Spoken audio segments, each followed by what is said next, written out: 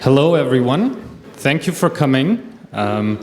Thank you for taking your time on a day off for most of us students to come here to listen to smart people talk about important things. I was not supposed to be the moderator for this discussion.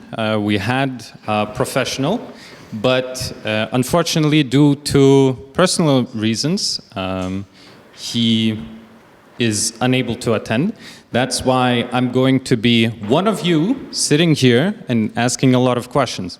So you can imagine that it's going to be 90 minutes Q&A. Just that the first 60 minutes of Q&A are going to be questions from me, and then the last 30 minutes are going to come from you. So I would like to introduce myself a bit. My name is Tomas. I am a student studying economics at Humboldt University. I am the topic team lead at HUFW, the organization that is responsible for this yearly symposium. I lived in China for about 3 years, so I have some experience and I have some knowledge about the things that we're going to talk about right now. And yeah, I am really looking forward to hear some of the answers to the questions that I'm going to ask. I would like to ask the speakers to introduce themselves one by one, a bit about themselves, what they do, and the organizations that they represent.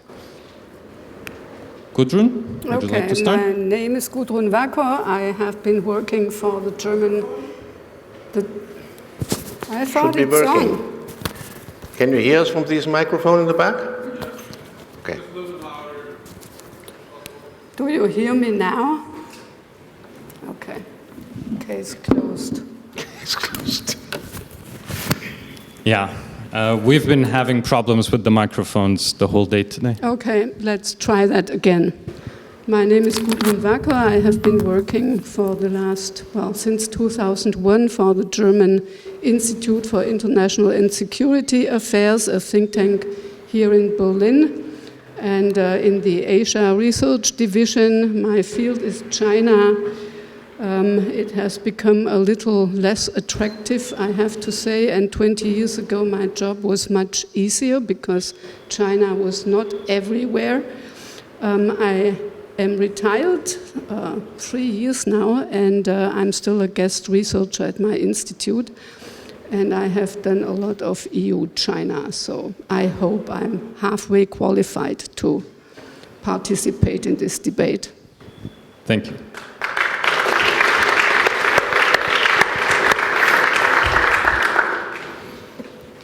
Tim? Yeah, well, Gudrun, you're making it hard for me because if you're not qualified, then I shouldn't be here. So, Tim Rühlig, I'm a senior research fellow at the German Council on Foreign Relations, working on China. But as Gudrun mentioned, China's really everywhere. So it doesn't make sense anymore to just say you work on China, because then you will not be able to cover everything that's necessary to. So my focus is on China's technological transformation, is specifically the digital transformation, but I take that mostly sort of as a case to explore the geopolitical discussions that we have in the West and that also China is taking forward, viewing us. And I think there's actually more similarities between the Chinese discourse and our discourse than one might sort of expect, but that's to explore in the discussion.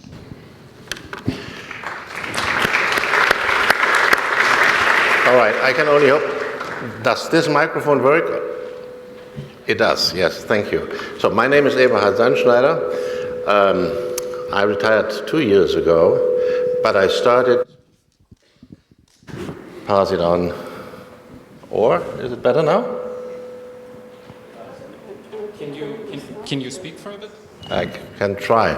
I started studying China, or my attempt to understand a little bit of China, in the year 1978, long, long ago, prehistory for most of you, at a moment when in China the so-called organizations started, which have moved the country to where it is today. I held a chair for Chinese politics for 20 years at the Free University of Berlin, from where I retired 2 years ago. In between, I served for 13 long years as director of the German Council on Foreign Relations.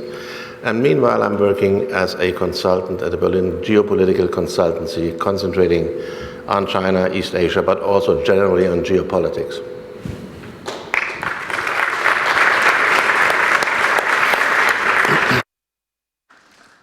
Thank you. Was there an echo during? All right. Perhaps just pass on this hand mic. Yeah, maybe let's do that. And I will turn off your microphone, so only this microphone, the hand microphone, is going to work. Yeah. Again, I'm sorry. So we're going to have a lot of questions. I've prepared maybe too many. We'll see if we can manage to go over them. But I would say let's start. So the first question that I would like to ask, and please, any one of you take it. There is a term called demographic dividend. What does it mean? Could you explain that? And looking at these charts, so on the left, we see the, let's say, projection on what the Chinese population demographic trends are going to look like or might look like in the future. So we see that in the next 50, 70 years, we might end up in a situation where one person between 15 and 64 years old is responsible for taking care of one person who is 65 plus. On the other side, we can see the Chinese fertility rate and how it's dropping. The newest data says that the Chinese fertility rate is at around 1 child per woman. So I would like to ask, when it comes to these two graphs, should we expect China's economic and geopolitical power to decline? Why not?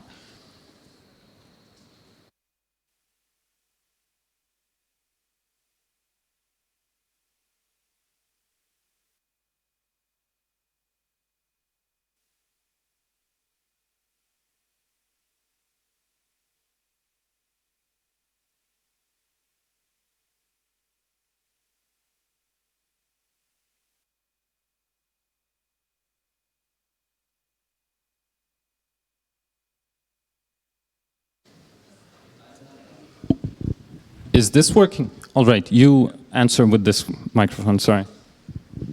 Okay, the question was about demographics. It's a factor that it's very difficult to influence by government policy. The Chinese have tried, and they were successful more or less with the one-child policy. Now they would try to change that, and it's too late. And basically, China is following a very similar path like our societies, Germany or Japan.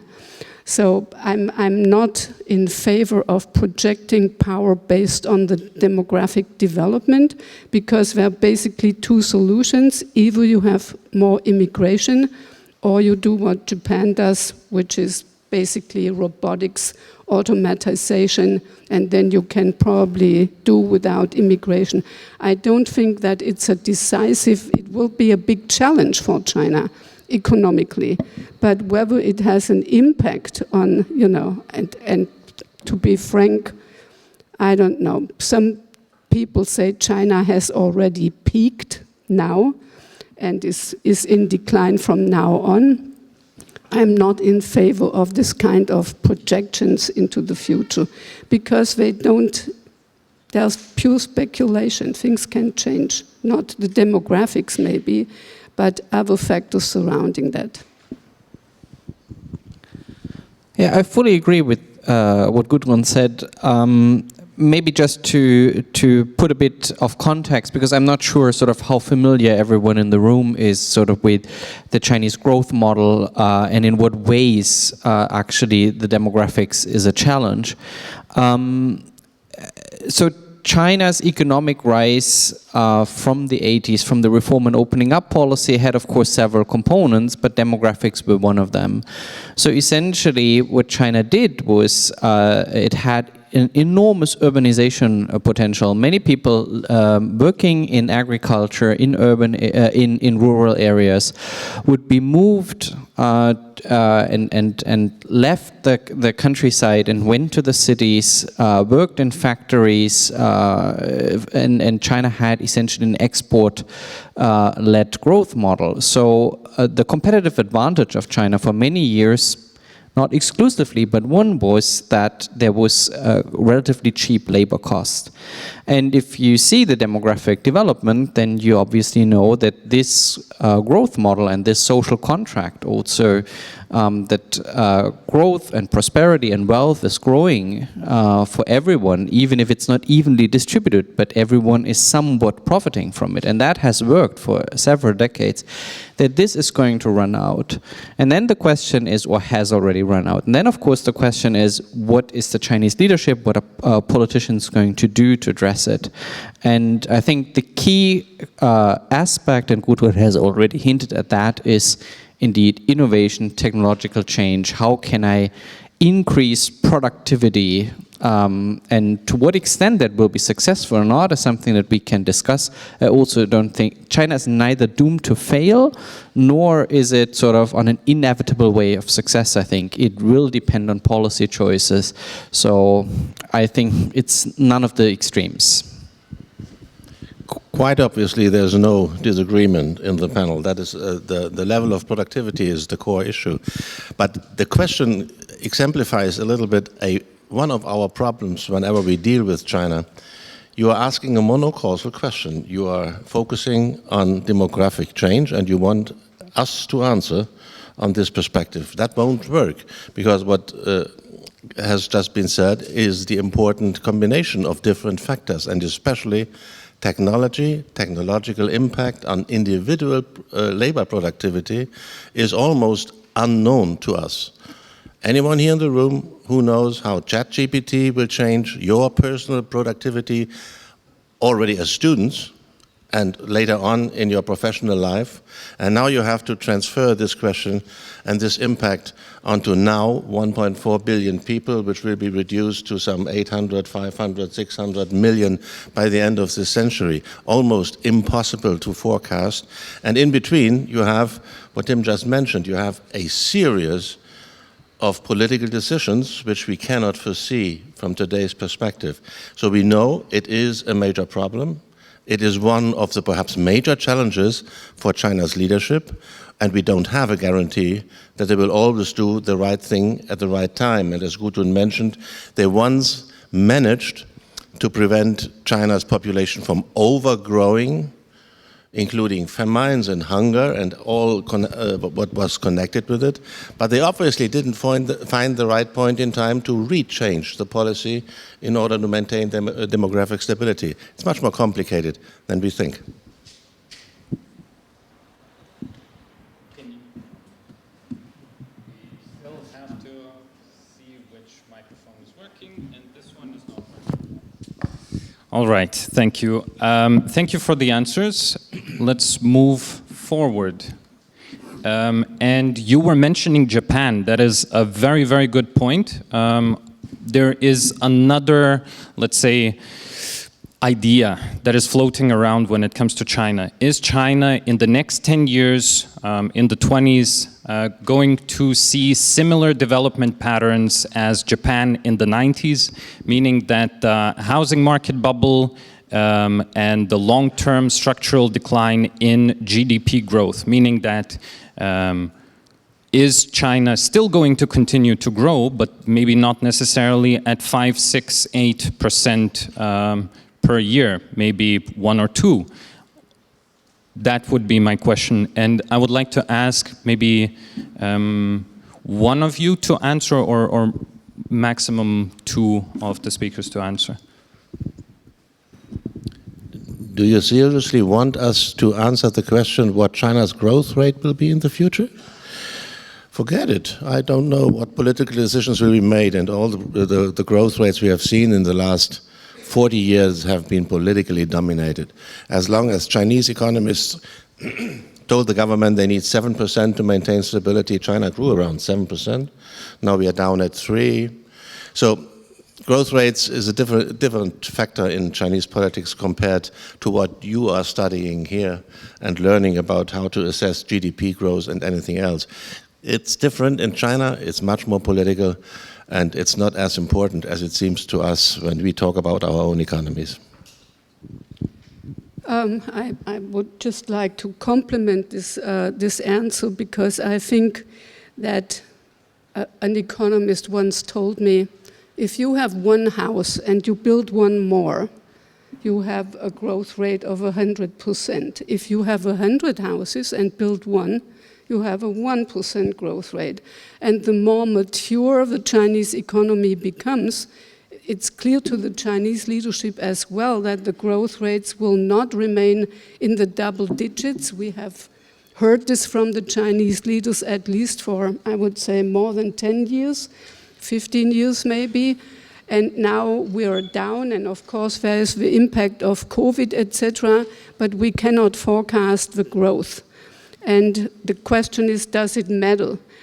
There used to be books about China, the coming collapse of China, you know, and China is always economically challenged because there is a banking crisis and a debt crisis and a housing bubble and whatnot.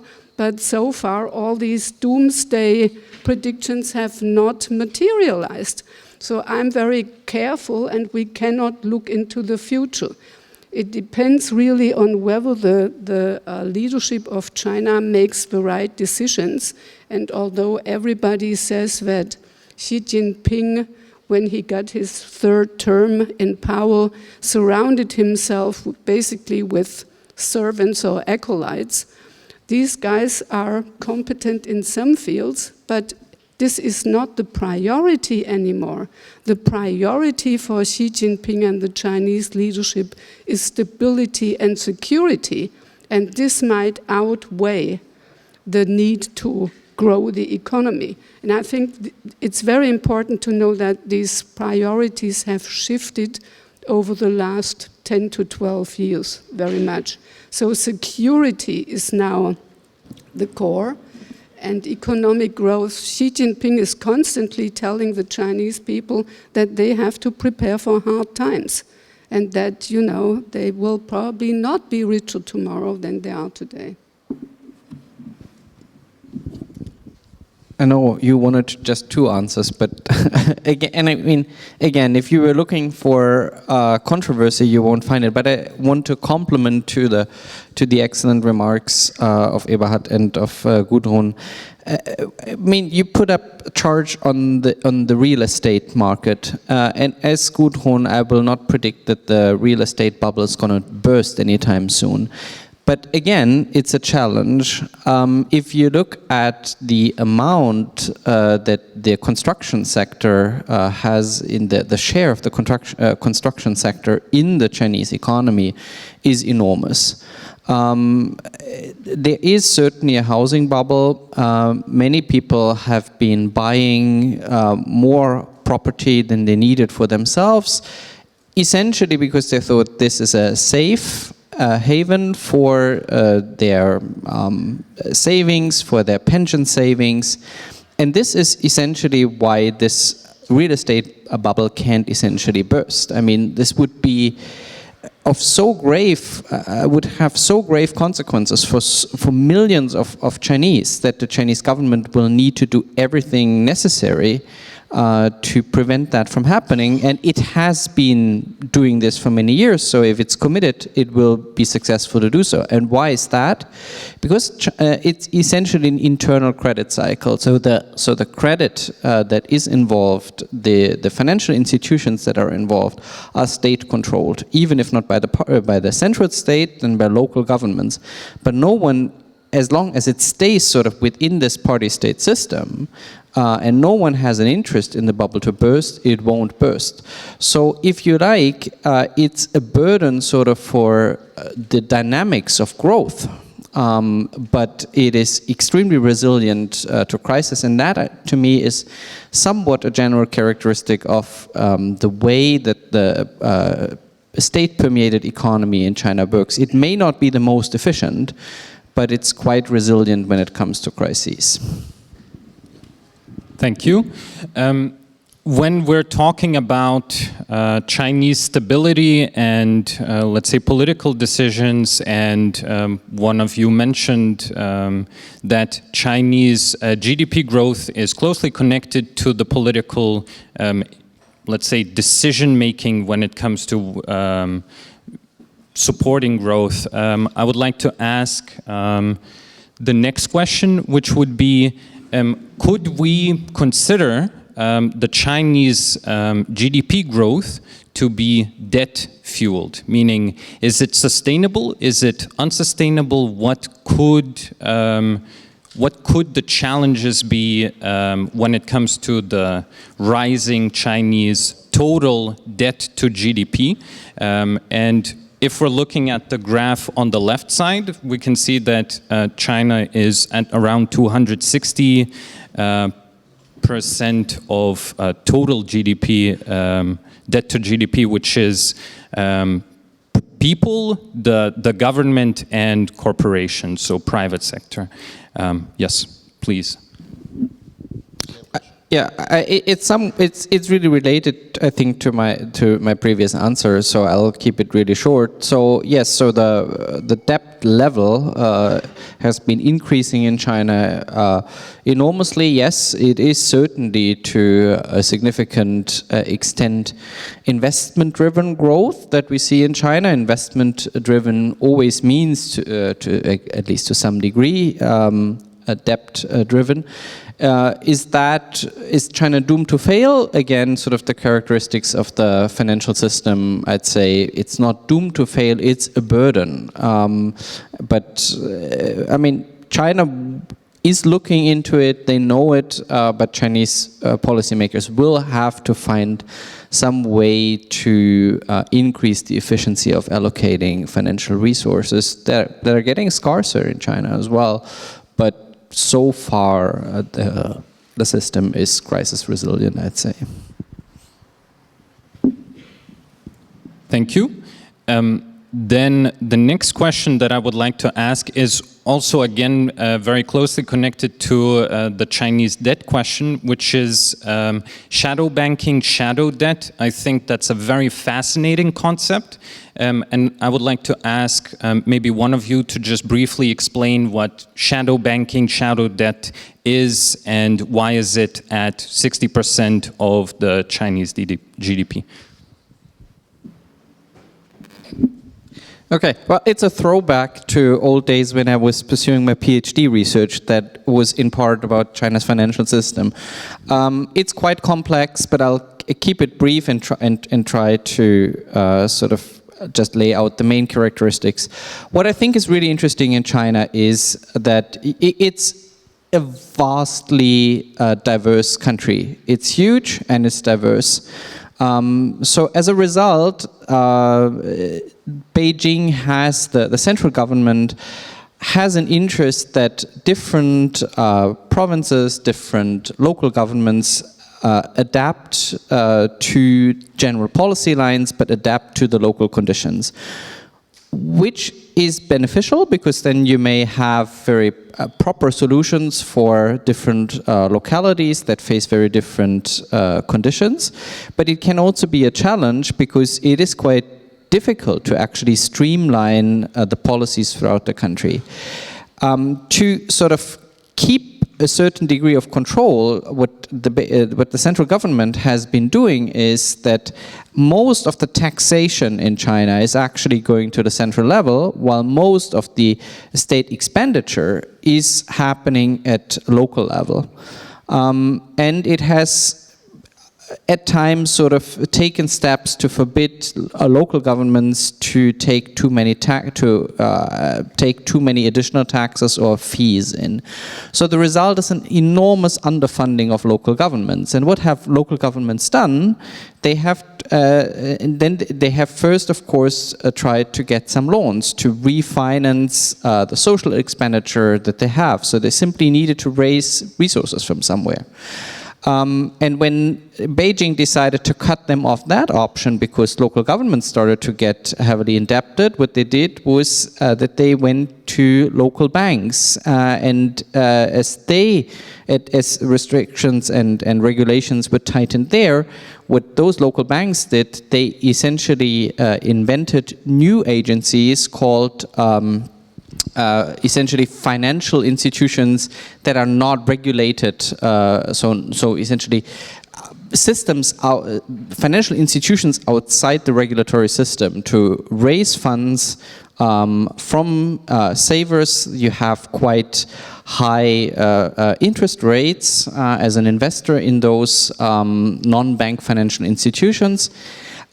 And thereby sort of refinancing a lot of this local debt that is essentially mounting, but that needed to be hidden essentially from the central government.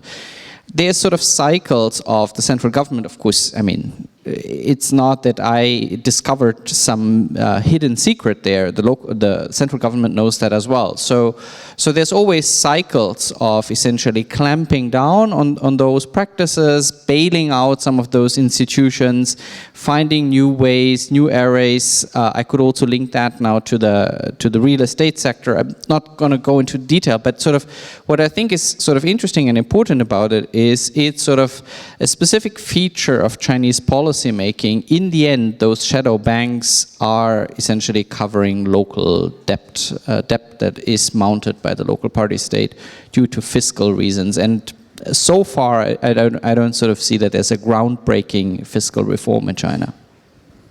Thank you. I understand that my questions might be a bit controversial in some ways, but thank you for really going in depth and answering them in the best way possible. Now, maybe a topic for Gudrun, which is closely connected to manufacturing, to Europe and China. So when we're talking about dependency, interdependency, these are words that we hear sometimes.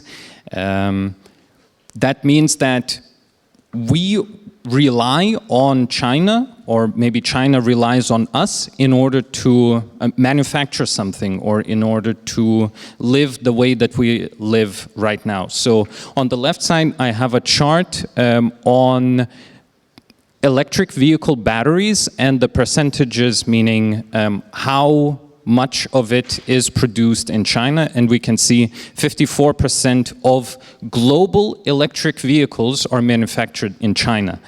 On the other side, we have China as a global leader when it comes to manufacturing.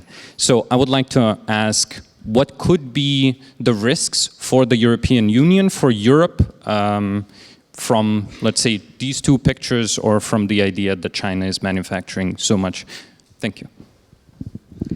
Okay, your questions are not controversial. It's just not questions about the shadow banking system that I'm in a position to answer, that's all. And I don't think it's the most sexy topic, let's put it this way. On the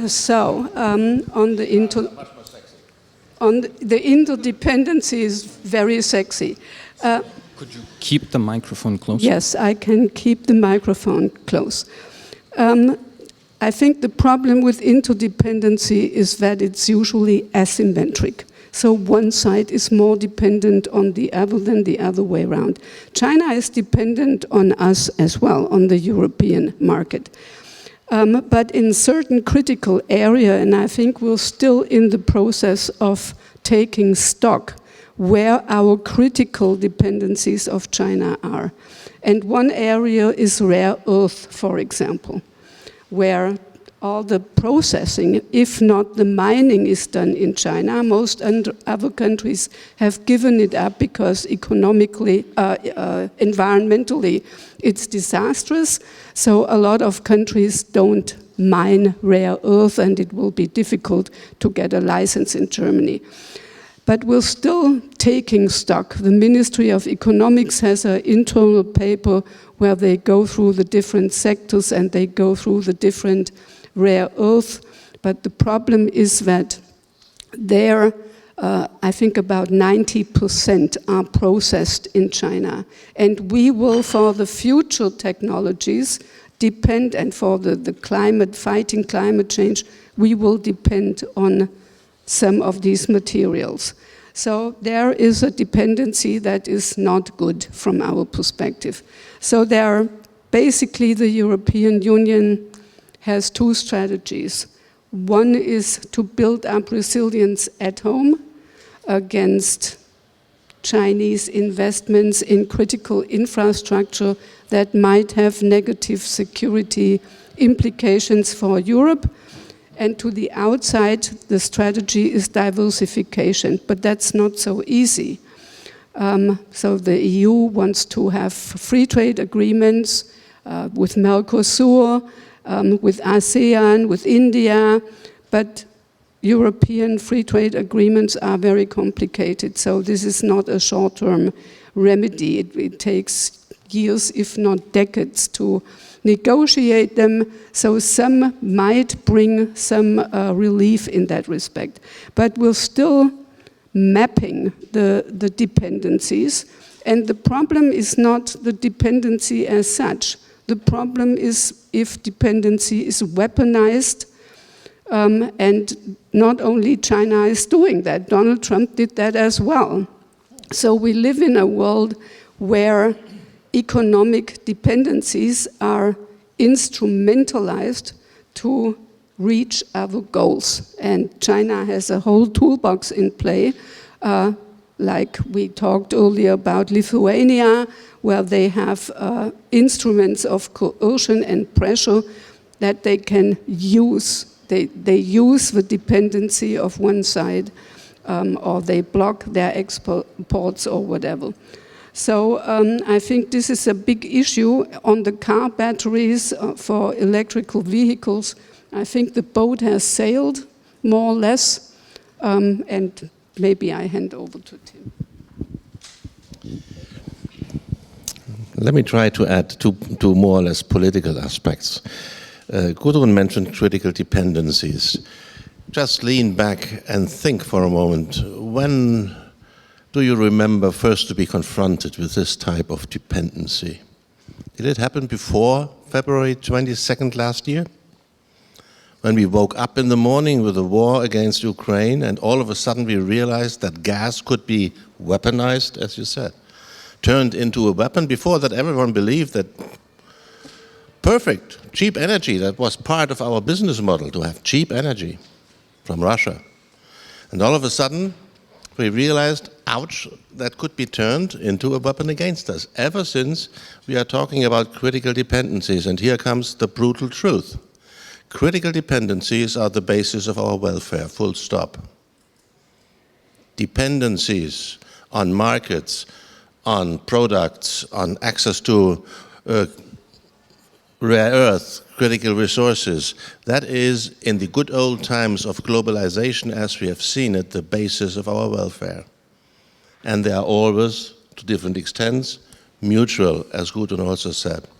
So this dependency debate comes a little bit excited because of the Russia and gas shock, but it has been there before, and it will be there in the future, unless you have the courage as a politician to stand up and tell your people that less dependency will mean less welfare. Again, full stop. And as far as automotive industries are concerned and battery production, listen, China has an unbelievably huge domestic market. And if you want to study how this is turned into an advantage on global markets, I would suggest that you look a little bit more closer to a car company, an e-car company called NIO, which entered the German market last year, NIO. NIO comes with a battery swap technology, which is not used in Germany so far. It needs swap stations. But in China, it has built 600, minimum 600 swap stations, and it has a basis of experimental technological knowledge of more than 5 million swap processes. And with this knowledge, NIO moves onto the German market. And for the time being, it's a small competitor. But that's what I always tried, or for many years have tried to tell everyone who is asking questions like you are asking them. You want to know today what's going to happen tomorrow. And what you see is China is far behind the West, the US, perhaps even Europe. But never ever forget to add, whatever you say about China, these little few words for the time being. It might change more rapidly than you can imagine. And some of our German automotive managers for years were proud and sure that they would always win the competition with China. I have the impression that some of them, at least, meanwhile have concerns. Thank you. I would also like to remind, I was given a sign that people at the back can really badly hear you. So when you're speaking, please keep the microphone right in front of you and close, because we want everyone in the audience to be able to hear. All right. So the next question is going to be also connected to dependency and, let's say, the question of de-risking, de-leveraging. The question of dependency, I think, was brought up, especially when it comes to China, I think was first brought up in 2020 during the Corona crisis, because there were many key critical medical components or things that were missing in Europe simply because all of that was being manufactured in China. And that was the first question that, or at least the first time that I saw Europeans truly ask themselves, is this the best way forward when it comes to these critical sectors and dependency on China, dependency on manufacturing in China?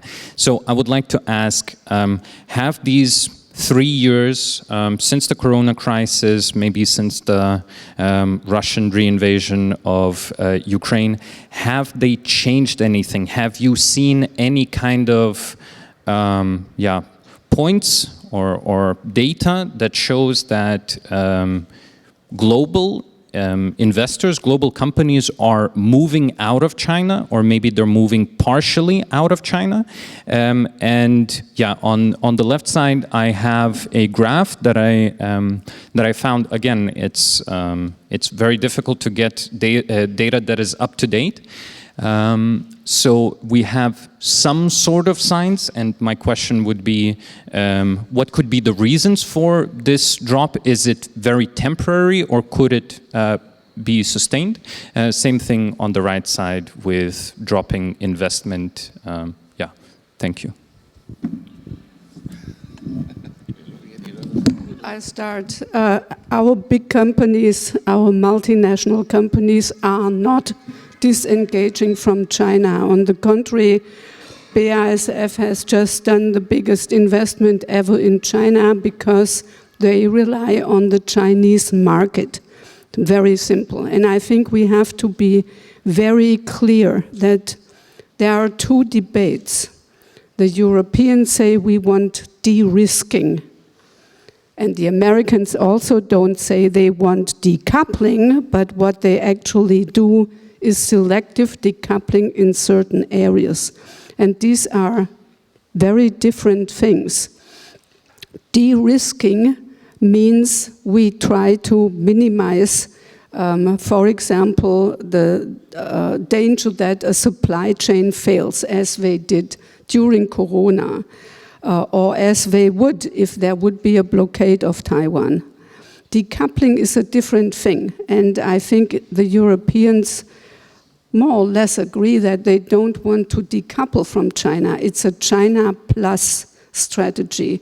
So the investment in China if it goes down for other reasons. It goes down now, for example, I can imagine with the new anti-espionage law, nobody knows what the implications of that are. So you have a lot of risks. The data protection in China becomes less and less compatible with European ideas of data protection, etc. And it's not the low-cost country anymore. Wages, labor is not cheap anymore. These factors have all disappeared. And for smaller and middle-sized companies, the risk is bigger. Now, our government, and that's my last sentence on this, has for the first time refused to extend an investment guarantee to Volkswagen. This is a way to de-risk for the German taxpayer, but it puts the risk actually on the company, because now the company has to make a risk assessment, a clear risk assessment, whether their investment in China is safe or not. Until we bail out the company. Until we bail out the company, because the state is involved in the company. But I think still it was a good move, because otherwise the taxpayer will pay the bill if things go south. And I think that most of our companies, including the big multinationals and our car companies, who still have the time of their life now, but for how long is a different question. But they calculate that if things go south in China, they will either make the asset in China a completely independent daughter or sell it off. But they will not withdraw. I see no move, and it's actually very hard to convince companies, because companies go where the profit is. And even the Japanese, who have a new Ministry for Economic Security and try to bring their factories back to Japan or encourage them to go somewhere else, it's not easy. It will take maybe a decade, because Japanese companies, you have a whole industrial cluster. It's not just a factory that you can transplant from one place to another, because there is the factory and then there are sub-companies and suppliers, etc. So you have a whole cluster which cannot be easily transplanted to a different country. Yeah, very briefly. You have to remember that words are important. And now asking you, incoming economists, do you know any company who is not aware of managing its risk if it wants to be successful in a longer-term perspective? Now, everyone starts applauding this new catchword, de-risking, as if it would be the new remedy against everything. What a nonsense. De-risking is what companies do. The problem is, and Gudrun rightly mentioned, it started in the United States and not in China. We are focusing on China, but what investors are looking for first and foremost is investment security. It's not that new, not that surprising. I'll just give you a little anecdote. Last week I talked to a major Chinese company investing in Germany. And one of their leading European managers told me, as long as German politicians are choosing a language as they do these days, we will hold our further investments in Germany, because we are not sure that our investments will be safe. BASF has been mentioned. There is another major German chemistry company who has stopped, again, a major investment in China, because it cannot be sure what it does to their investments in the United States. And the biggest pressure on investors does not come from data protection in China, Gudrun. That's an important and difficult issue. It comes from growing American pressure on European companies not to invest in China, meaning to follow the American approach to China and not a European approach. Though the politicization of investment decisions is what is really exerting enormous pressure on companies, certainly here in Germany and all over Europe. Tim.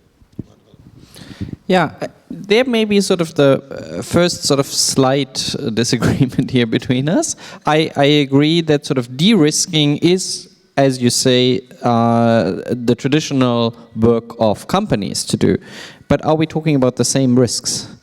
Are companies sort of having the same considerations of risks? And of course, and I think sort of the de-risking debate that we're having in Europe at the moment is not about the risks, the traditional risks that a company needs to take into account when investing in another country, but this is sort of the broader set of risks, and I think there's several ones that can relate to the supply chain security, sort of that goes beyond a company, the one that we have been sort of experiencing in the COVID crisis, but that is still to some extent, I think, an issue for companies themselves because they want to keep up their production as well.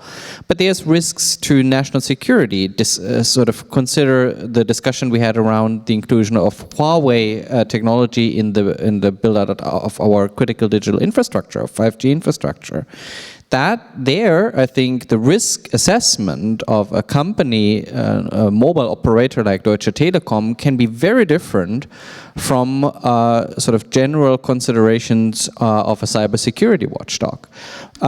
It can be about values. Is it necessarily a risk in the eye of a company whether we build in artificial intelligence solutions from China with facial recognition that may or may not violate our understanding of values?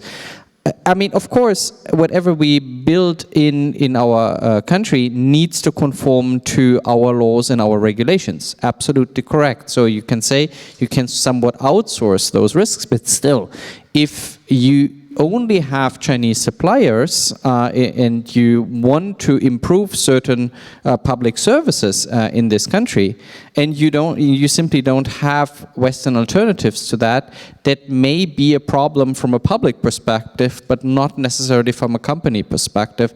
And a fourth sort of a set of risks, I think, relates somewhat to competitiveness. So it's also about national competitiveness. So I think I agree, of course, de-risking as such is not new, but sort of the way we are perceiving risks and thinking about risks, that may have changed. I have a question to follow on. I would like to get your answer. Just let's imagine for a moment, you mentioned Huawei. Huawei will roll out 5G in China, full stop, right? Yes. Yes. What will it do to have 5G all over the country to the competitiveness of Chinese companies on the global market? What is we do discuss the effects on our security, but it seems to me, and that's a true question to you, we seem to neglect the global effects which will exist. We mentioned NEO and many other countries, CATL, and in the battery service, since you had this battery picture. There are innovative Chinese companies moving onto a global market, turning into formidable competitors to our companies. How do we deal with this risk? Well, yeah, I mean, but this is the risk that I attributed sort of under the column of competitiveness, indeed. So I think the issue of national security, I think, does not always align with questions of competitiveness. So I think it's different risk profiles. What precise? You're asking now for policy solutions, right? No, I'm asking the risk is coming back to the hind door. I mean, first step, we are trying to safeguard our national security, but we are creating a problem which is much more serious when it comes back through the back door, hitting our economy. Competitiveness. If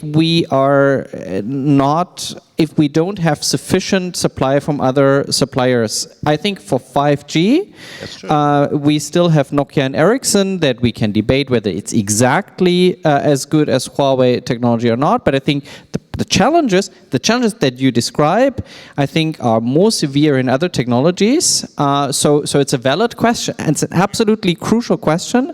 I think maybe less for 5G infrastructure than for others, to some extent maybe as well, but to a lesser degree. But this is precisely, I think, what we are facing. We have different risk profiles, how to sort of weigh different risks, how to go forward, how to deal with that. And whether this new turn that the European Commission has taken, or Commission President von der Leyen has taken with her speech on the 30th of March, where she put de-risking at the heart of her idea of a new China policy, remains to be seen, because we are still awaiting the economic security strategy from the European Commission, so we don't know how precisely they're going to define risks, what policy instruments they are suggesting to meet those, how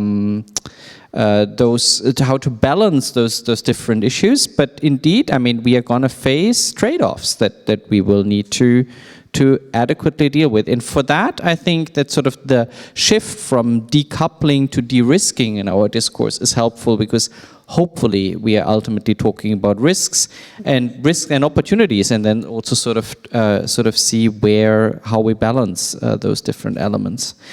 Just one final point, maybe, because you said it's coming from the US. Yeah, to some extent, I think it's coming from the US, but it's also coming from China to quite a degree. I think decoupling really sort of roots in China. So the Chinese perceive quite similar challenges, for example, to their national security.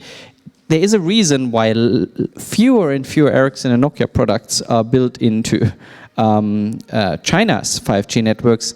And by the way, on the 5G, I think the main problem is that we roll out sort of not the most sophisticated version of 5G. We are essentially updating our 4G infrastructure, while China is massively investing in a completely new core network, and that is the issue.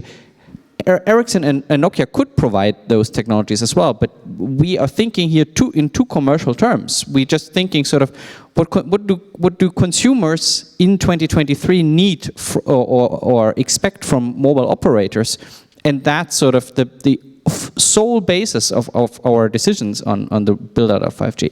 Great, I'm more nervous than before. Already interrupt, because we still have a lot of questions. I don't know about the audience, but I'm feeling like all of the questions and all of the answers sound quite sexy to me. I don't know about the audience. So, moving forward, and of course we're in Germany, so we need to talk about cars. China, over the last 3 years, let's say, has exploded when it comes to electric vehicle manufacturing and especially electric vehicle export. So my question would be, is China, especially connected to electric vehicles, destined to be, or is in a very good position to be a very strong global car manufacturing giant?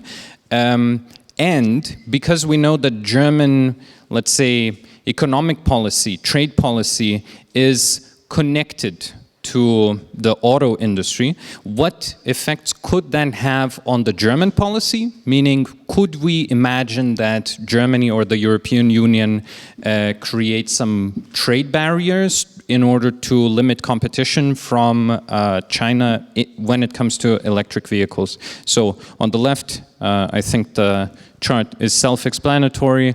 On the right, I think that's a very interesting graph, because it shows that China is exporting more electric vehicles into the European Union than the European Union exporting electric vehicles into China.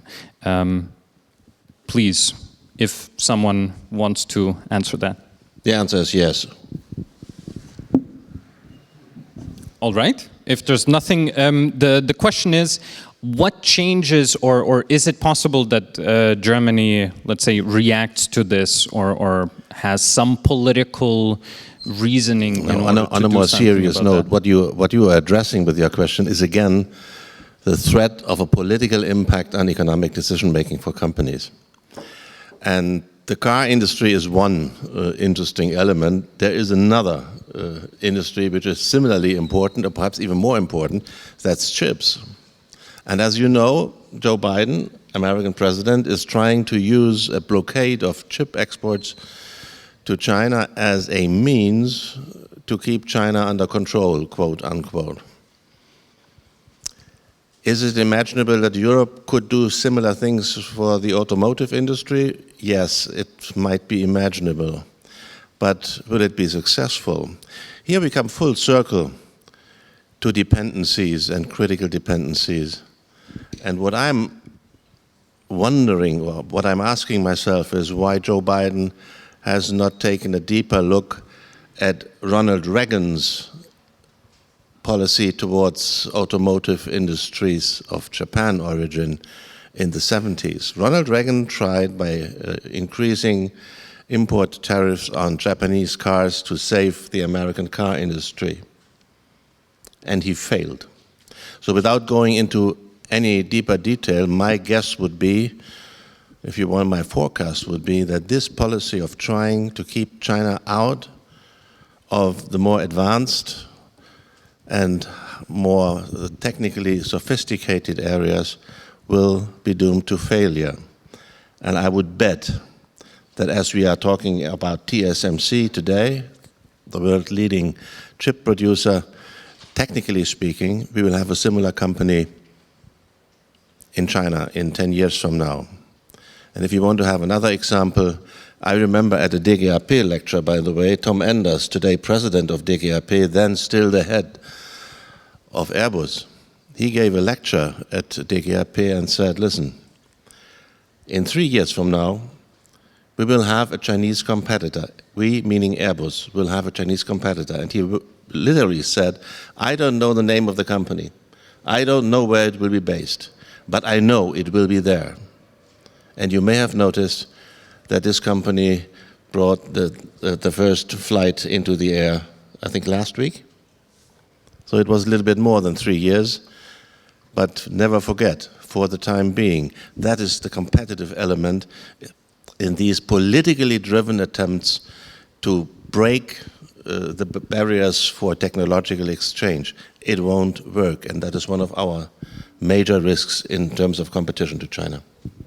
I would like to, because you had your bilateral conversation on the other stuff. I think electrical cars and chips are very different things. On the electrical cars, our car companies fell asleep on the wheel. I mean, it's the same with the telecommunication infrastructure. We are trying to squeeze the last bite out of the existing thing and then doctor a bit around with it. The Chinese are leapfrogging, but our attitude for a very long time was complacency. And the strong belief that a political system like the Chinese political system is unable to do innovation. They can't do it because the political system does not allow the creative fluids to sprout or whatever they do. So this is our arrogance, which falls on our feet now. And the electrical cars, as I said, this is a good example. Our car companies were focused to build the most sophisticated combustion engine in the world for a very long time, when the trend was already there, and when China said, we want a certain percentage of our cars to be electric, our car company went to Chancellor Merkel and begged her to go to China and say, please let them make an exception for us. And she did. So much for the rule of law. I think the difference between, coming back to the US logic is different from the European logic. If we talk about the electrical cars, this is still an economic competitiveness logic. The American logic is a hegemonic logic. The US policy is driven by the fear that China will at some point surpass the United States, and this can never be.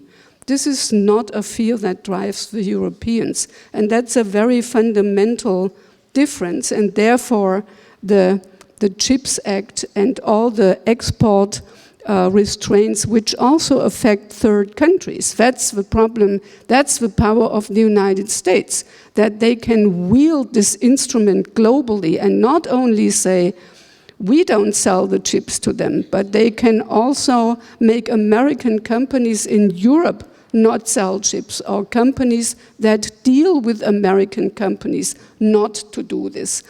And this is their real power.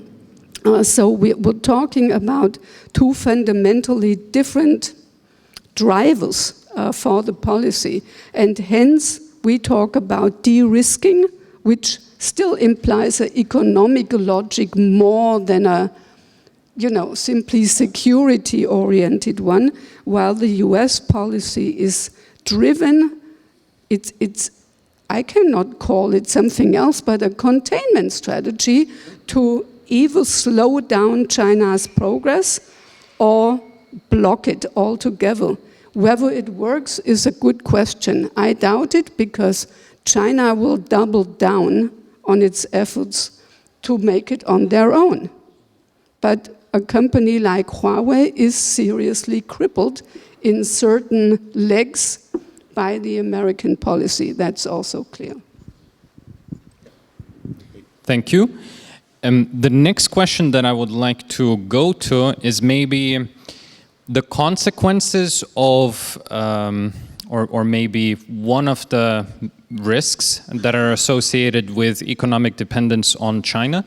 And I am from Lithuania, and this is a story that is very close to me, and I'm just curious. So in 2022, as far as I remember, Lithuania has decided to open a trade office in Taiwan, meaning to have better, deeper economic connections. And because of that, there was, long story short, China enacted what was somewhat of a trade restriction. Some would say trade embargo, others would call it import blocking. But nonetheless, the EU has decided to challenge China, meaning that from the EU's perspective, there were problems with the way that China was, let's say, responding to the Lithuanian diplomatic efforts. So my question would be, were there any lessons that the European Union learned from this whole story on China blocking Lithuanian imports into China? Has the EU created viable countermeasures to such actions taken by China or any other states? Your narrative is not quite correct, because the thing was not that Lithuania opened a trade office in Taiwan. It was that Lithuania allowed Taiwan to open a representative office with the name Taiwan, with the word Taiwan in the name of the office. In Lithuanian, this might be quite clear that it's about the Taiwanese people and not Taiwan, but in Chinese, it's the same. Taiwan and Taiwanese is the same. So, of course, Chinese was up in arms against that. And I think the problems between the Baltic states and China started a bit earlier, because there was a lot of frustration about the 16+1. Most of the Baltic states banned Huawei from 5G very early on, when the Germans still tried to have the cake and eat it too. And also there was a joint military maneuver between Russia and China in the Baltic Sea that even the Poles woke up and said, what the hell is going on? So the reason for the blockade on the Chinese side was different. It was the fact that Taiwan was in the name of this office in Lithuania. And then the reaction of the EU, because the EU did not have the instrument in place to respond to this. This would be the anti-coercion instrument, which is still not ratified, if I see it correctly. It's more or less ready to go, but it has to be ratified by the European Parliament. So the only thing the European Union could do, first of all, the question was, would the EU show solidarity with Lithuania? Because Lithuania decided itself that they would allow this office to be there. They didn't coordinate with anybody. But the EU did, especially since also other European companies who are either supplying Lithuania with parts or, work with supplies from Lithuania were also targeted by this Chinese ban. So the only thing that EU could do at this point was go to the WTO. Now the WTO can only decide on, is it fair trade? Does it violate the rules of the WTO? It will not rule on the coercion part. So we don't have the instruments in place yet, but we're working on it. And actually the European Union has developed a whole toolbox to deal with China, and this all falls under the part of resilience, what I said earlier. So we have an anti-subsidy instrument, we have a public procurement instrument, so that, for example, if you have a project, you have to follow certain transparency rules. One of the problems with the Belt and Road Initiative was you cannot bid for a project if you don't know that a project is in the pipeline to begin with. So there is no transparency on the Chinese side. So this is a complicated case.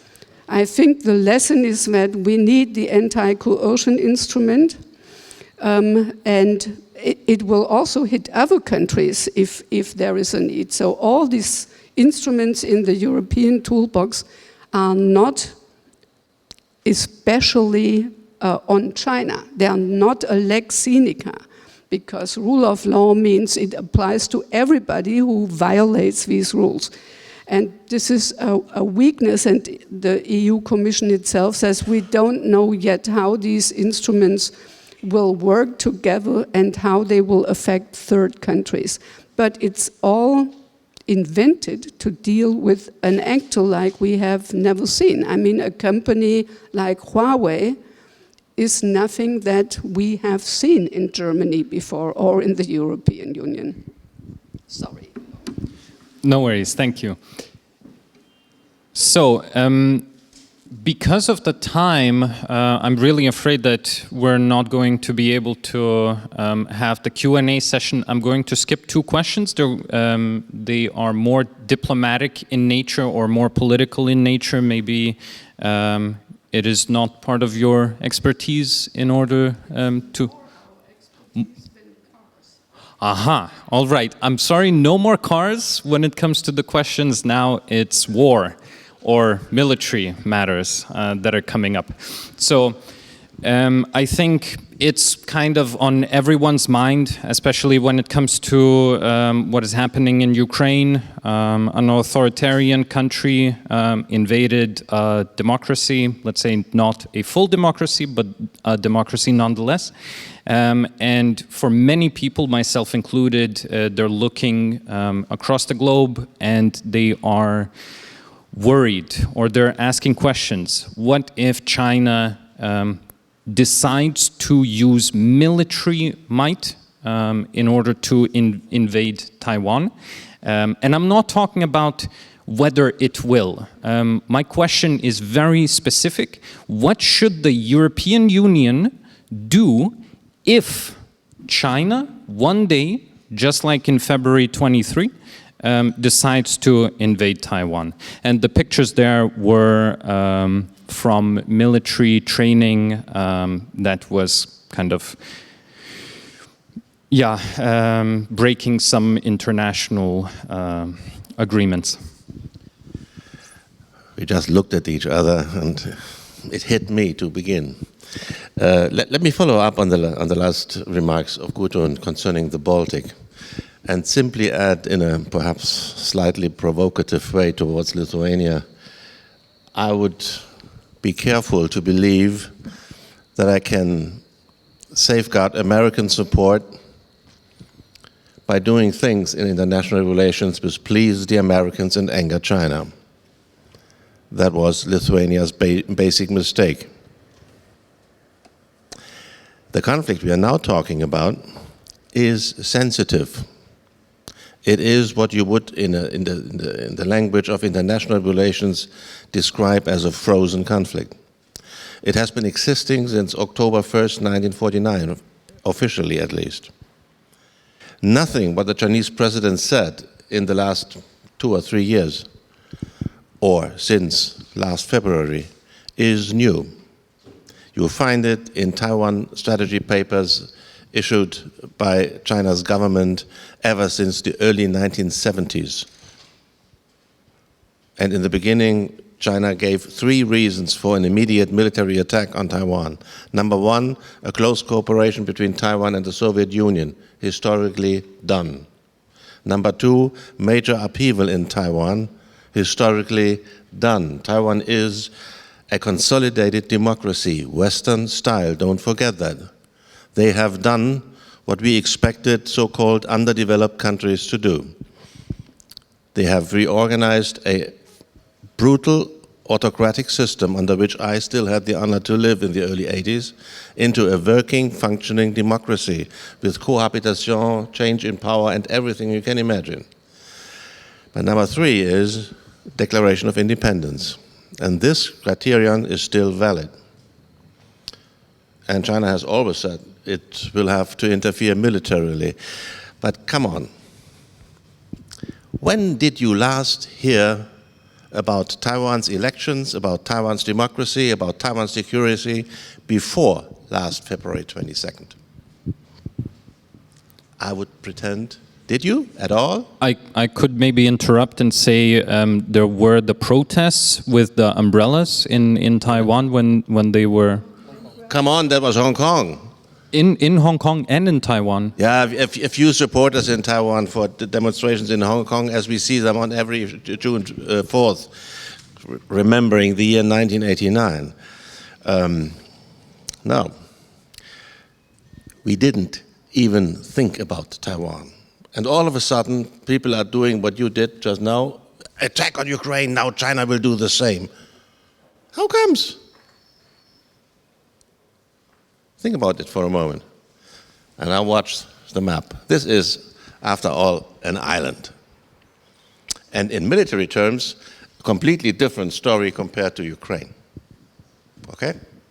And this island has something, and that will be all I'm saying. There are so many different aspects going into the question why China will probably not attack in the foreseeable future. But the most important one is Taiwan has something which Ukraine never had and will never have.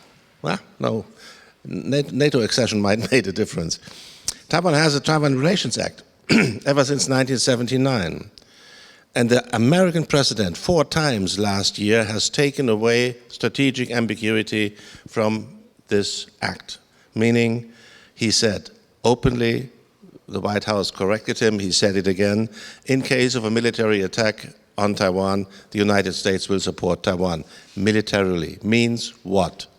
China knows that any attack on Taiwan, besides what we are seeing in these scenarios, will mean an imminent war with the United States. In clear words, the beginning of the Third World War. You can never be sure that you have idiots in governments, but to the best of my judgment, I can't see such an idiot ruling China today. But that should be everything, Gudrun, for you to continue.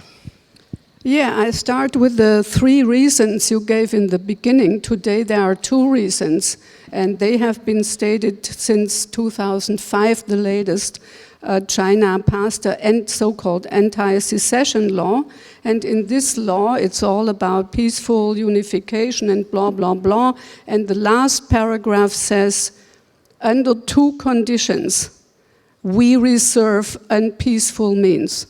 First condition, the separatist and independent forces in Taiwan win the upper hand and declare independence, then China is forced to act. And the second reason, a third country, and you can all speculate who that third country is, will interfere in the domestic affairs of Taiwan in a way that we have to respond to. And at the last party congress, last year at the 20th party congress, the order was reversed. So the third country interference is now first, which shows how concerned the Chinese are about the ambiguous strategic ambiguity that Biden has introduced. And strategic ambiguity meant no side can be sure what the US will do in the case of a conflict. Neither the Chinese side nor the Taiwanese side. This also comes from a time when it was still not, it could have been that Taiwan declares independence, or it could have been that Taiwan tries to win back or conquer back mainland China. So this strategic ambiguity comes from a very different time, but it still stands, and it has been questioned by Biden several times. The problem I think we are facing, and Eberhard asked rightfully, when did we last hear about Taiwan? I have run a dialogue on cross-strait relations with the Chinese for 15 years. We started when Chen Shui-bian, the first Democratic Progressive Party member, became president in Taiwan and started to provoke China by issuing new passports, by abolishing the Unification Council. And China successfully enlisted not only the Europeans, but also the Americans to tell Chen Shui-bian, stop this nonsense. Don't rock the boat in the Taiwan Strait. And so this was when we started this dialogue, and in the first years it was a lot of yelling at each other. It was a group of Europeans and a think tank in Shanghai that brought together all the Taiwan experts in China. So, and it only stopped because of COVID, because we couldn't travel anymore.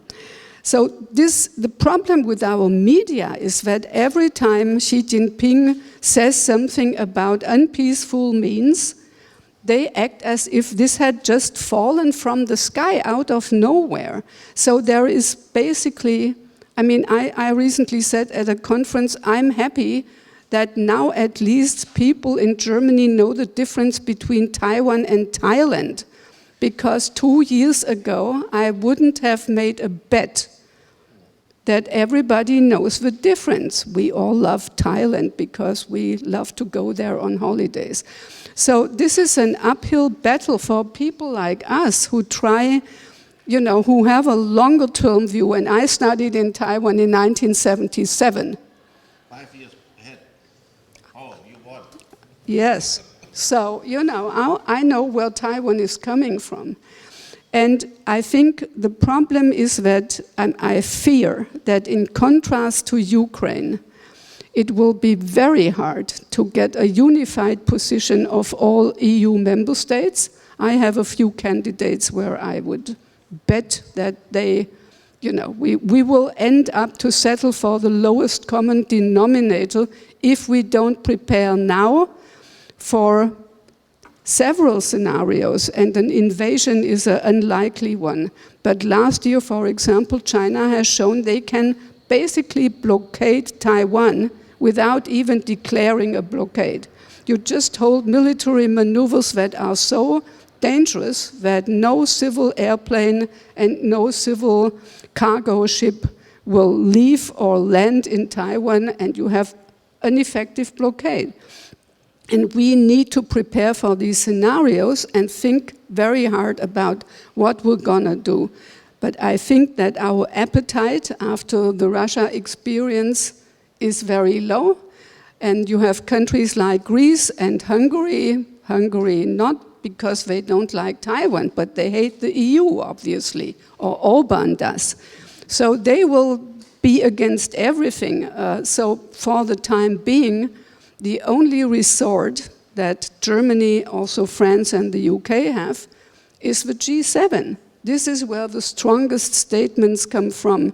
And our effort should be to avoid an escalation, to try to signal to China, We have to don't go down that road. And this should be our priority in everything we do with Taiwan.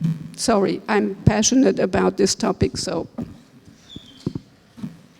No, I think I'd still love to hear at least one or two questions from the audience. So I really skip it. And Gudrun knows so much more about this, so I'll really skip it. And she said so much more that I could have, and the ideas I had, she had in her response as well. So, thank you. I skipped one of the diplomatic questions, but I'll skip the other ones and come back to the diplomatic question simply because Gudrun has mentioned one of the things, which is the European Union policy shift in that. I think you mentioned von der Leyen's speech that she gave on China on de-risking.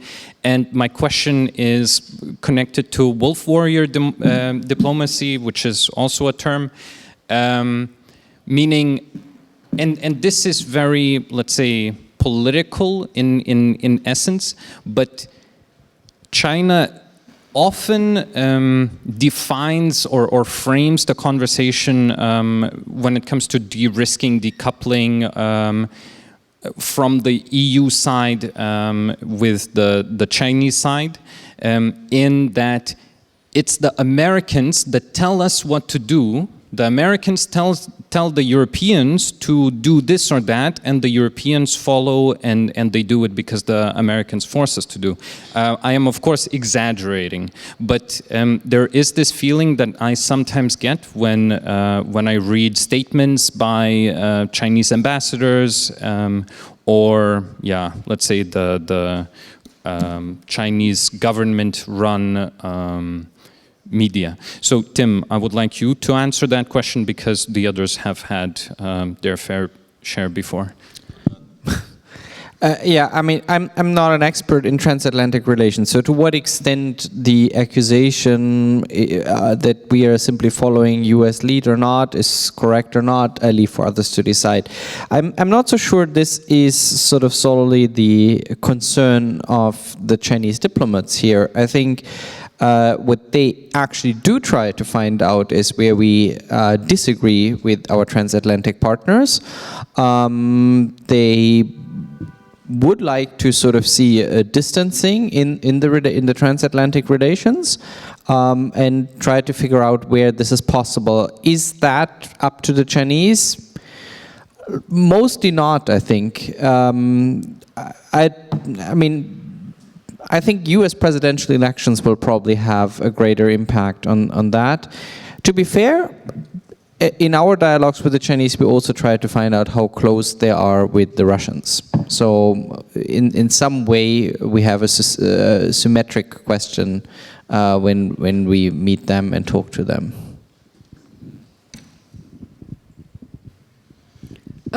I think this is a very common narrative, and it's also used for the Ukraine crisis, as it's officially called in China.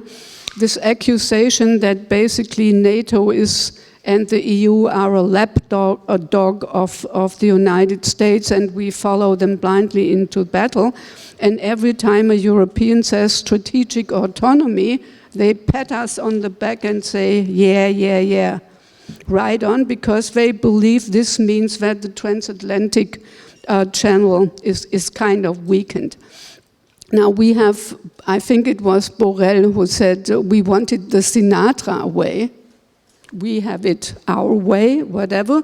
So the EU, like many other countries, tries not to take sides. This is getting more and more difficult because of reasons we mentioned earlier. The US has certain means and China has certain means, and if they start to look at the world through the lens of, their bipolar strategic rivalry, and everybody else just falls into a slot, either the China one or the US one, you have a problem navigating some sort of, not the middle road, because in terms of values we're still much closer to the United States. I want to say one thing about Chinese diplomacy. I think, again, we have to say goodbye to our arrogance. The world does not revolve around us from the Chinese standpoint. And what they are doing is systematically, with their diplomatic efforts and by rolling out global initiatives. Now we have 3 global initiatives: the Global Development Initiative, the Global Security Initiative, and the Global Civilization Initiative, all rolled out by Xi Jinping personally. And this addresses the global south. It's not directed at us. In the civilization, I think Greece plays a certain role, the only European country, but the rest is about collecting goodwill and support in the United Nations on, you know, the Human Rights Council, changing the language on human rights that we have considered to be universally valid so far. So a lot of the Chinese diplomacy is not directed at us anymore. It's directed at African countries, at Latin American countries, at Asian countries. And how successful they are is a different question. But look at the voting on Russia in the United Nations General Assembly. It's not only China that abstains. There is the BRICS. Brazil, India, South Africa, they all abstained. So we kid ourselves if we believe that when we use the word like-mindedness for all sorts of countries, this means that they are on the same page on basically everything. They are not. So I think that at some point I would just like to see this Eurocentrism go away. Yes, we live here and it's important, but that's not the world. Thank you. So then let us start the Q&A session. So I would give one of the microphones to somebody who's going to walk around and give the microphones to the people who want to ask questions. Here. All right. I guess, please choose. I've been asking so many questions. Just go for it. And please state the name of the person that you would address the question to, and then they can take the microphone.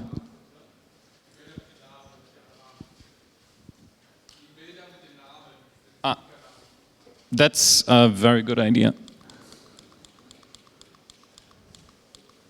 Yeah, my name is Sebastian, and I'm an alumni here of the Humboldt Economics faculty. First of all, thank you very much for being our panelists tonight. I was wondering a bit that we were talking very much about economic figures when it comes to China. Decades ago there had been the idea that free trade sort of brings free society to other countries, and China is probably the most outstanding example that this idea didn't get through very well, because we don't have freedom of press in China, we don't have political freedom, we have huge problems with human rights.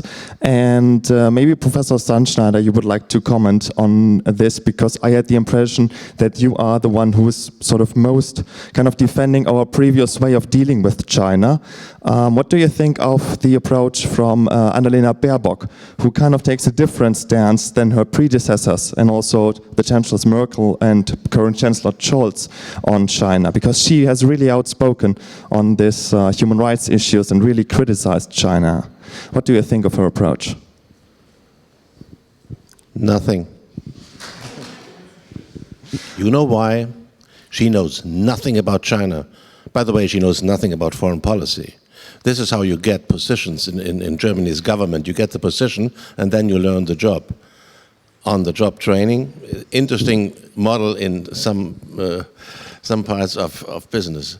But let's not talk about Annalena Baerbock as a person, but about the value-oriented approach towards foreign policy. Doomed to failure as such. Why? because foreign policy never is a one-dimensional policy field. Values are an integral part of any foreign policy of any country, to be sure. But there are other dimensions: security, economy, civil society, global issues. And a successful foreign policy, almost by definition, is defined by the fact that you are able to balance these different dimensions of a foreign policy. If you are choosing a one-dimensional foreign policy, my argument would be a value-based foreign policy is as wrong as a security-only foreign policy is, or a business-only foreign policy is. And that is the problem. If you know nothing about the world or specific countries, all you know is what your own values are. It's much easier to argue, to take this glasses onto your nose and look through the world. And what you are getting, in the case of China, is the answer the Chinese foreign minister gave her. We do not want to be teached by someone coming from the West. And it follows up on what Gudrun just said on Chinese diplomacy and the way they are building step by step an alternative approach to global governance. Have you realized that all these major institutions, which have been created and dominated by Western countries over the last 40 to 50 years, are facing alternative institutions run by China? It started with the Shanghai Five, turned into the Shanghai Cooperation Organization. We have the Asia Infrastructure and Investment Bank. We have BRICS. We have a summit, a Central Asia summit running parallel to G7. Think about it. They are preparing their institutional impact, and they don't wait to be taught about Western values. And once again, we should not give up. We have all the right and all the necessities to stand up for our values, but we should not expect that it's easy, especially given our own double standards. No details needed. You talk to a Chinese about human rights and he will start asking funny questions about your specific relations with Saudi Arabia, and there you are.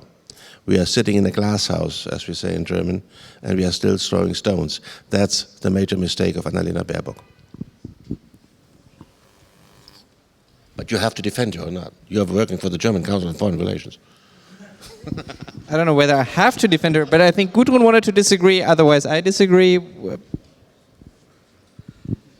I mean, I agree with most of what you said, because if we are only cooperating with liberal democracies, our list will grow very short, very fast. And it's shrinking.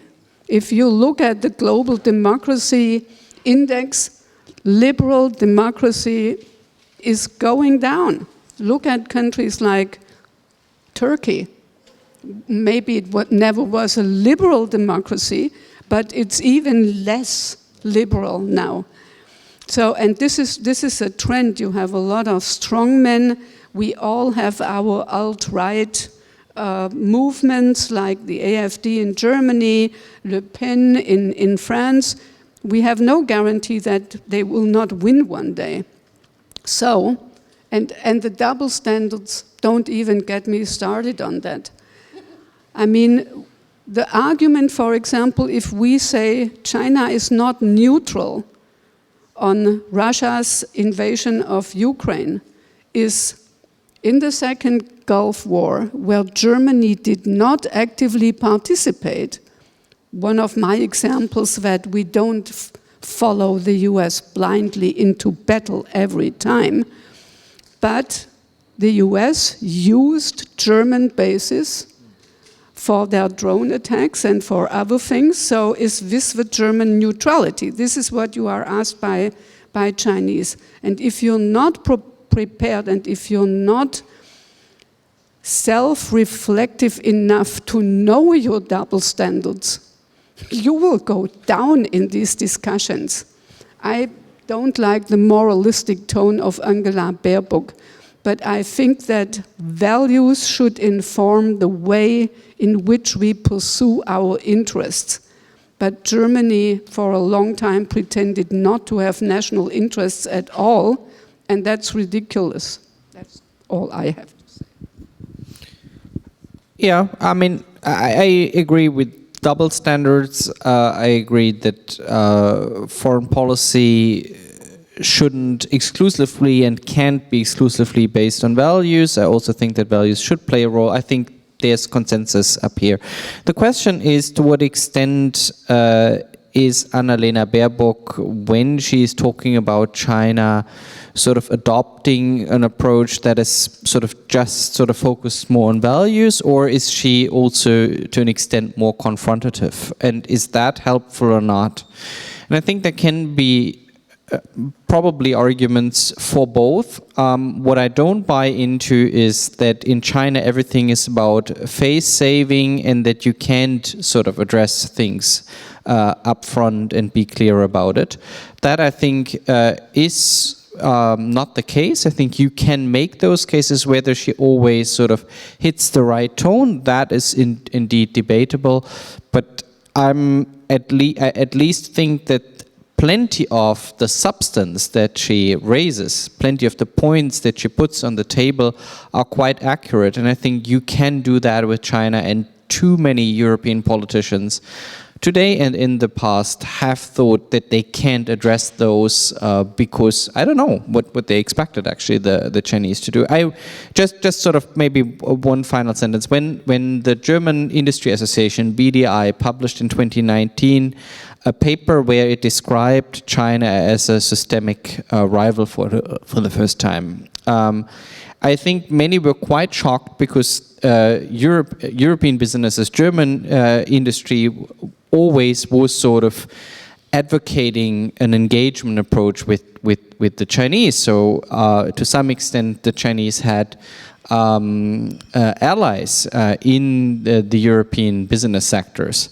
And when you ask the authors of that paper, how has your interaction with the Chinese changed ever since you apparently sort of set a different signal by writing that piece, they say, well, we are being taken more seriously. And by the way, you find the same from Business Europe, an organization at EU level that has followed up with a similar text afterwards.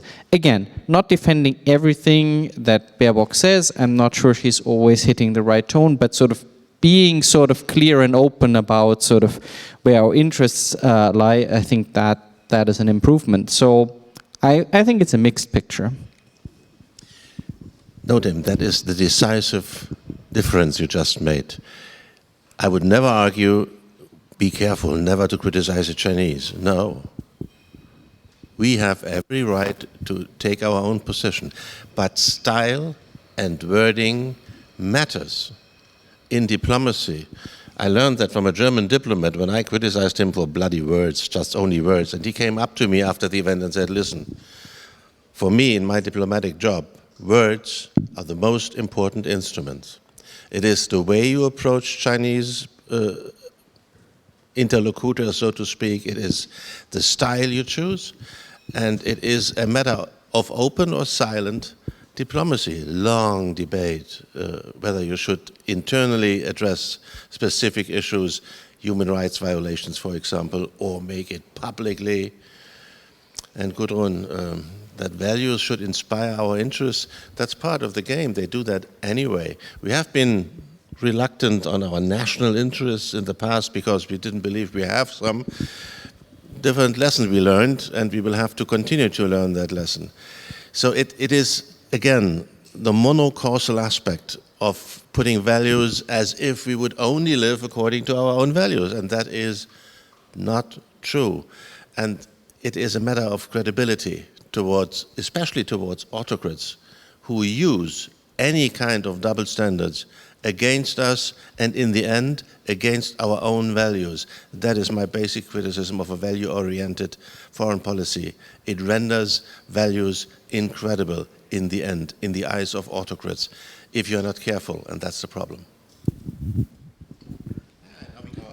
Yes, I mean, this is really a debate now, because I think we should be clear And I agree with you, we haven't in the past.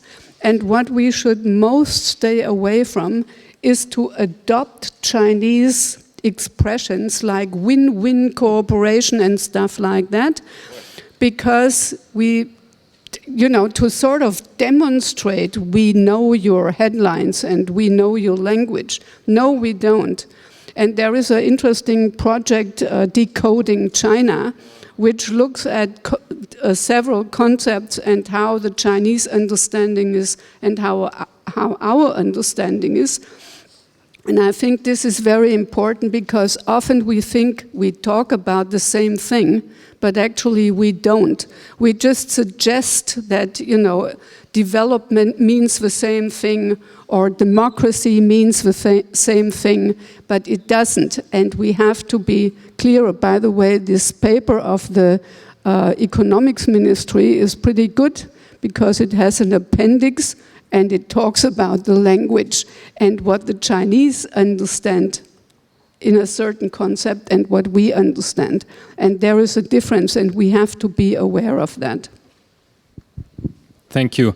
So because of the time, we have only one question left, unfortunately, unless it's a really quick one and the answer is super quick and concise. So please choose a hand.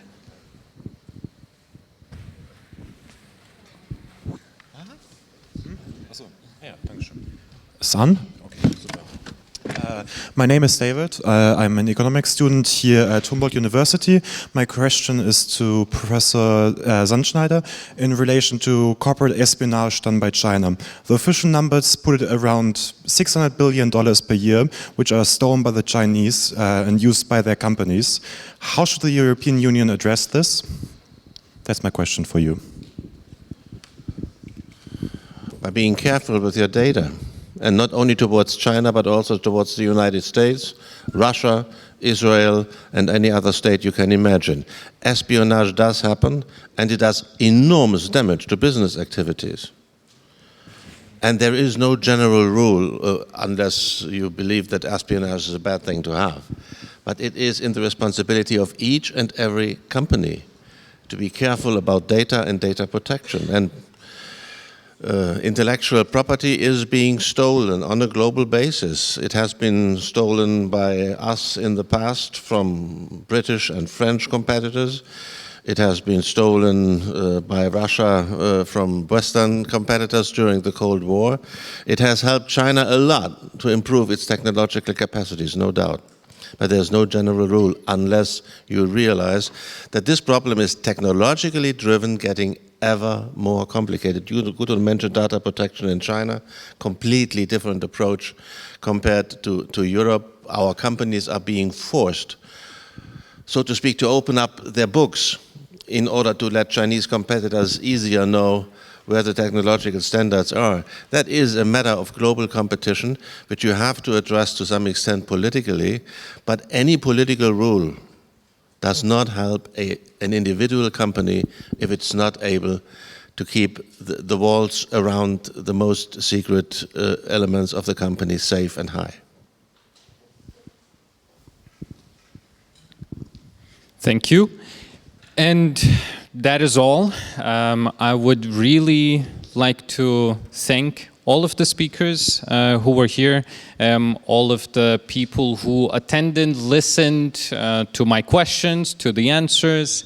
I hope that you have learned something. I hope that you found maybe a different point of view on some of the issues. And I would like to bring Ohan, I would like to bring Carlotta, who are going to close the event, say a few words, and in general, thank for everyone's participation today.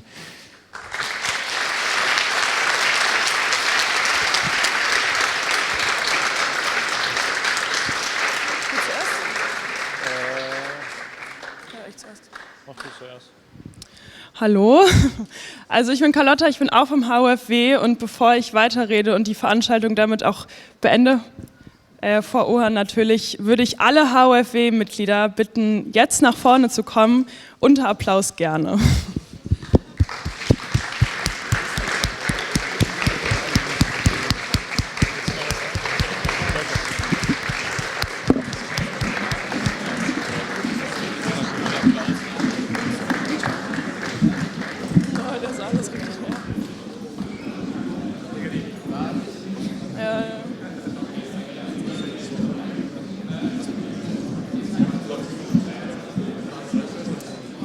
sagst das mit dem Sekt, oder?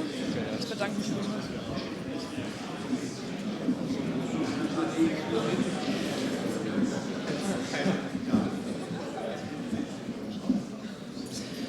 Also, es ist jetzt 8 Uhr und damit sind die meisten von uns jetzt 12 Stunden oder mehr in dieser Fakultät. Für die 12 Stunden möchte ich mich ganz herzlich bedanken.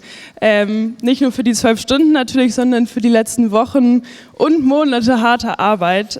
Ich glaube, wir können alle sehr stolz auf uns sein, was wir heute geschafft haben, und ich bin sehr happy, hier stehen zu dürfen und mich bedanken zu dürfen beim ganzen Team. Ich würde jetzt an den Vorstandsvorsitz nochmal übergeben, der dann hoffentlich die Veranstaltung beendet. Ja, danke.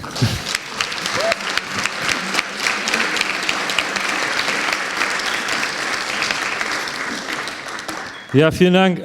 Also diesen Punkt, dass hoffentlich heute jeder was gelernt hat, das ist uns eigentlich der wichtigste. Also wie gesagt, wir sind alle Studenten, wir arbeiten schon seit 9 Monaten an diesem Tag, und genau, das Ziel ist, dass eben junge Menschen hier hinkommen und hoffentlich was lernen und vielleicht auch ein bisschen Spaß haben. Also vielen Dank an die Redner, die unserer Einladung gefolgt sind. Ohne euch würde das natürlich nicht funktionieren. Ich fand das eine sehr spannende Diskussion und eigentlich auch einen spannenden Tag. Ich hoffe, Sie haben das auch so empfunden.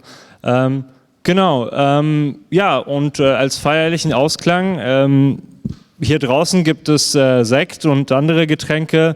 Die Fakultät hat jetzt noch circa 2 Stunden offen. Draußen ist gutes Wetter.